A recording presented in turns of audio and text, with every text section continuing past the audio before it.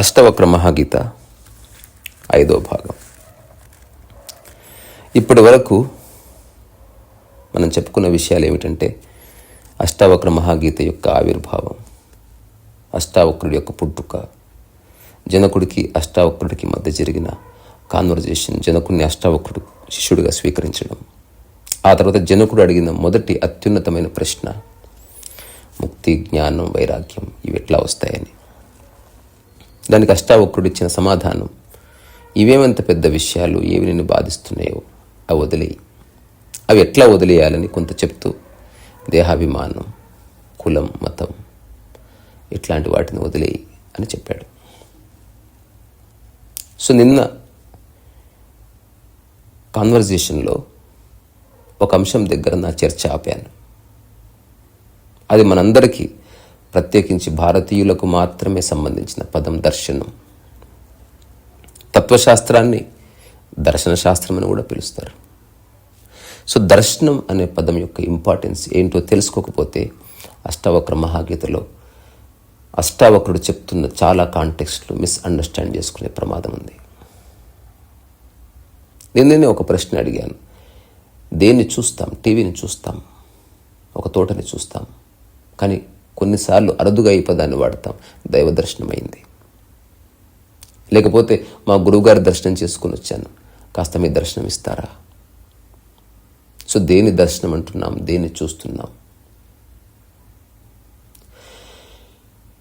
So ద్రష్ట, దృష్టి, ఈ రెండిటి మధ్యన ఎస్టాబ్లిష్ అయ్యే ఒక బ్రిడ్జ్ దర్శనం.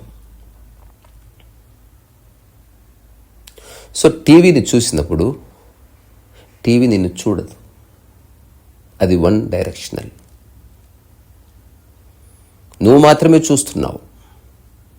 నువ్వు తోటను చూసినప్పుడు నువ్వు తోటను చూస్తున్నావు, తోట నిన్ను చూడడం లేదుగా. కానీ మనం భగవంతుని దర్శనం చేసుకుంటున్నాం అన్నప్పుడు దాని అర్థం ఏమిటంటే, ఎలాగైతే నువ్వు భగవంతుని చూస్తున్నావో అదే సమయంలో భగవంతుడు కూడా నేను చూస్తున్నాడని. సో దర్శనం చాలా అర్థవంతమైన పదం. అందుకే జీవితాన్ని చూడడం అన్నారు, దర్శించడం అని అంటారు. చూస్తున్నప్పుడు నీలో గమనిక ఉండొచ్చు, చూస్తున్నప్పుడు నీ మానసిక స్థితిలో హెచ్చు తగ్గులు ఉండొచ్చు. దర్శనం అనే ఒక ఫినామినాలో ఒక స్థిర చిత్తం, సాక్షిభూతం, ఒక స్పష్టత, ఒక స్వచ్ఛత, ఒక నిశ్చలత, వీటన్నిటి కలయిక దర్శనం. ఒక గురువు దగ్గరికి వెళ్ళినప్పుడు నువ్వు మనోవికారాలతో వెళ్తావా? దేవుడి దగ్గరికి ఎట్లా వెళ్తావో గురువు దగ్గరికి అట్లా వెళ్తావు. ఇక్కడ అష్టావక్రుడికి జనకుడికి మధ్యన దర్శనం ఎస్టాబ్లిష్ అయింది. సో దర్శనం చాలా అర్థవంతమైన పదం. ఈరోజు అష్టావక్ర మహాగీతలో 8వ శ్లోకం నుంచి 11వ శ్లోకం వరకు అష్టావక్రుడు అసలు ఏం చెప్తున్నాడు, ఎటువైపు జనకుడిని తీసుకెళ్తున్నాడు, ఈ విషయాల గురించి కాస్త సరదాగా చర్చిద్దాం. ఈ భూమి మీద మీరు ఒక్కరే ఉన్నట్టు అనుభూతి చెందుతూ వినండి. చెప్పే నేను ముఖ్యం కాదు, వినే నేను ముఖ్యం కాదు. అర్థం చేసుకోవాల్సిన విషయం ముఖ్యం. సో అష్టావక్రుడు జనకుడితో ఇట్లా అంటున్నాడు, అహం కథైత్యహమానా మహాకృష్ణాహి దంశితాః నాహం కర్తేతి విశ్వాసం అమృతం పీత్వా సుఖీ భవ. అష్టావక్ర మహాగీత మొత్తం సుఖీభవ, సుఖించరా, హాయిగా ఉండు, హాయిగా తిరుగు, హాయిగా జీవించు. సంపూర్ణ సుఖాన్ని అనుభవించడానికి నువ్వు జన్మ తీసుకున్నావు. అది సాక్షిగా ఉన్నప్పుడే అది ఆవిర్భవిస్తుంది. అంతవరకు నువ్వు రకరకాల చట్రాల్లో ఇరుక్కుపడి ఇబ్బంది పడవలసిందే. సో అష్టావక్రుడు చాలా తేలికైన మాటల్లో ఈ విషయం చెప్తున్నాడు. ఇంతకుముందు 3-4 శ్లోకాల్లో బంధాల గురించి చెప్పాడు. నువ్వు దేన్ని పట్టుకోకపోతే ముక్తి అంతే. నావి అనుకున్న రకరకాల వస్తువులు, మనుషులు, సిద్ధాంతాలు నుంచి నీకు సంబంధం తెగిపోయినప్పుడు, నిద్రలో సంబంధం తెగిపోతుంది, కానీ మెలకువలో సంబంధం లేనప్పుడు నువ్వు ముక్తిని అనుభవిస్తావు.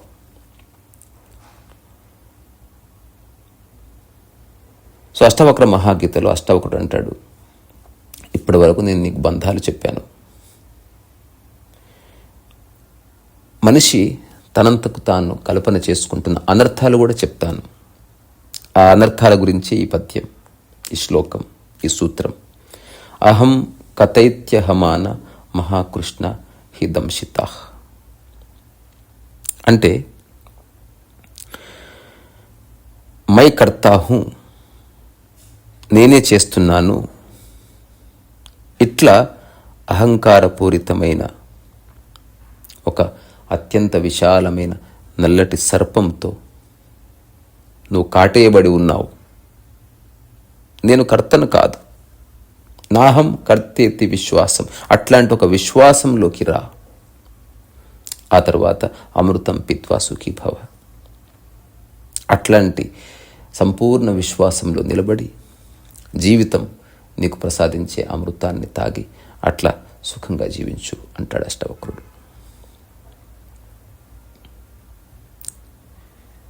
సో ఇది చాలా అద్భుతమైన విషయం. ధ్యానం యొక్క మూల స్థితి. అష్టవక్రుడు చెప్తున్నదంతా ప్రకృతి సిద్ధాంతం. ప్రపంచంలో ఉన్న వాటిని, ప్రపంచం అంటే మనిషి సృష్టించినది, అట్లాంటి వాటిని నువ్వు ఉపయోగించుకోవాలంతే. నావి అనుకోవడం ఏమిటి? అవసరానికి ఉపయోగపడేదాన్ని, నీ యొక్క పనిని కాస్త సులభతరం చేసి దాన్ని నాది అనుకోవడం ఎందుకు, బాధపడడం ఎందుకు? సో అట్లాంటి బంధాల నుంచి నువ్వు బయటికి రా. ఇది అనర్థం. సో విషయాన్ని అర్థం చేసుకోకపోవడం వల్ల నీకు అట్లా అనిపిస్తున్నది. సో నేనే చేస్తున్నా అన్న ఈ భావన ఒక పాము కాటు లాంటిది. తద్వారా నీ మనస్సు విషతుల్యమైపోయింది. ఓ జనక, నేనే చేస్తున్నాను అన్న భావన వదిలేయి. ఇప్పుడు చాలా కాలంగా నేను ఈ మాధ్యమంలో ఒక ఫ్రేజ్, ఇప్పటి వరకు ఏ పుస్తకాలు రానిది చెప్పున్నాను, జీవితకాలం చెప్తాను. నాకు మీ నుంచి వచ్చే లాభం ఏమీ లేదు. వినేవాళ్ళు ఉన్నా లేకపోయినా నేనున్నాను, టెక్నాలజీ ఉన్నా లేకపోయినా నేనున్నాను, నా అనుభవం ఉంది. దాని సారం ఏమిటి అంటే జీవితాన్ని ప్రపంచం, ప్రకృతిగా విడదీసి చూడు. ప్రకృతి అద్భుతమైన ప్రశాంతత, ప్రపంచం అనవసర ఆందోళన. ఇది ఫిలాసఫీ కాదు, నీ జీవితాన్ని నువ్వే దర్శించు. ఈ ప్రపంచంలో ఉన్న కోటాను కోట్ల వస్తువుల్ని నువ్వేమైనా సొంతం చేసుకున్నావా? కొన్నిటిని సొంతం చేసుకుని వాటికి నా అన్న పాముతో బంధించి అవి పొందినప్పుడు ఒక సుఖాన్ని, అవి పోయినప్పుడు ఒక రకమైన బాధని అనుభవిస్తున్నావు. ఆ అవసరం నీకేమిటి? ప్రపంచంలో ఉన్న ప్రతిదాన్ని హాయిగా అనుభవించు, నా తీసేయి. సో ప్రపంచంలో ఎవరైనా నేను అనే పదాన్ని వాడితే దాని అర్థం నేనే అని, నాది అని, నా అని. ప్రకృతిలో నేను అంటే సమస్తమని. భగవాన్ రమణ మహర్షి నేనెవరో తెలుసుకో అంటే దాని అర్థం నువ్వే అంతా అని తెలుసుకో. అందులో రమించు. నీకు అన్యముగా ఏది లేదు. ఏదైతే నీకు అన్యముగా ఉన్నదో నీది కాదు. నీలో ఆకలి, నిద్ర, మైథునం అనే ప్రత్యక్ష సుఖాలని అనుభవించు. అట్లాగే చైతన్యం, ఎరుక, సాక్షి అన్న పరోక్ష సత్యాలని నువ్వు దర్శించు, గుర్తించు. అట్లా నువ్వు సుఖాన్ని పొందు. ఇక్కడ 2 విషయాలు ఉన్నాయి. మనం చేసే ప్రతి పనిలో 2 పార్శ్వాలు ఉన్నాయి.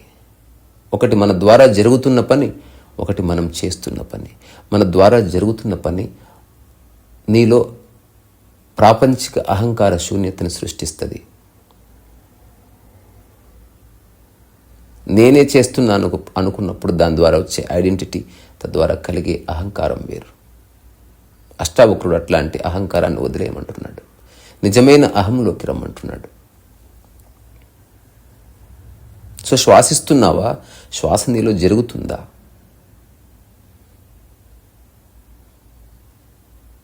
నువ్వు శ్వాసించడం లేదు గనుక నీవు జీవించున్నావు. మనిషి చేసే ఏ పనైనా, మనిషి మొదలుపెట్టిన ఏ పనైనా తను ఏదో క్షణంలో మర్చిపోతాడు. కారు నడిపినప్పుడు బ్రేక్ వేయడం మర్చిపోవచ్చు, ఒకసారి డోర్ వేయడం మర్చిపోవచ్చు, ప్యాంటు వేసుకున్నప్పుడు జిప్పు వేయడం మర్చిపోవచ్చు, ఫ్రెండ్కి ఒక్కొక్కసారి హాయ్ చెప్పడం మర్చిపోవచ్చు. మనిషి యొక్క స్వభావం మరపు. సో నీ జీవితం నీ చేతిలో లేదు గనుకనే నువ్వు సజీవంగా ఉన్నావు. అవునా కాదా? శ్వాసించడము నువ్వు చేసే ఉద్యోగం లాంటి పనే గనక అయితే నువ్వు ఎప్పుడో మరణించి ఉండేవాడివి. నిద్రలో ఆ శ్వాసించాలన్న ఆలోచన మరపునకు గురయ్యేది, తద్వారా నువ్వు మరణించి ఉండేవాడివి. అందుకే అది ప్రకృతి తన చేతిలో పెట్టుకుంది. నీ జీవితానికి అత్యంత అమూల్యమైన, నీ జీవితాన్ని నిర్మించే, నీ జీవితాన్ని నిలబెట్టే అత్యంత ఆవశ్యకమైన విషయాలన్నీ ప్రకృతి తన చేతులని పట్టుకుంది. నువ్వు చేస్తున్నవన్నీ పనికిరాని విషయాలు, ఉపయోగపడేవి. తద్వారా వచ్చే అహంకారాన్ని వదిలేసి నిజమైన అహంలోకి రా. నిజమైన అహం సర్వవ్యాపి, సాక్షి, విశ్వసాక్షి, సుఖీభవ. ఈ సమస్తాన్ని హాయిగా కూర్చొని చూసే ఒక స్థితిలోకి రా. అదే నిజమైన సుఖం అని అష్టావక్రుడు చెప్తున్నాడు. అందుకే దాంట్లో చివరిలో అంటాడు, నాహం కర్తేతి విశ్వాస అమృతం పిత్వా సుఖీభవ్. నేనే చేస్తున్నాను అన్న ఒక ధారణ వదిలేసి, నేనేమీ చేయడం లేదు, నేను కర్తను కాదు అన్న ఒక సంపూర్ణ విశ్వాసంలోకి వచ్చి అమృతం పిత్వా సుఖీభవ్,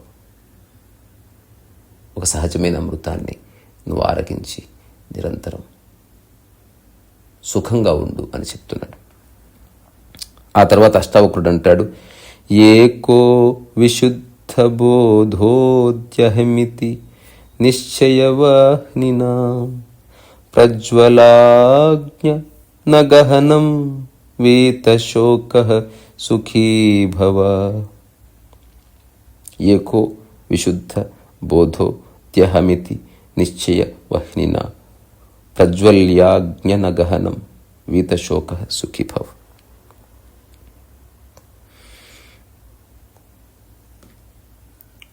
అష్టావక్రుడు మాటి మాటికి ఒక విషయాన్ని గుర్తు చేస్తూ ఉంటాడు. అది జనకుడికే కాదు, ప్రపంచంలో ఉన్న ప్రతి మనిషి ఆ విషయాన్ని గుర్తు చేసుకోవాలి.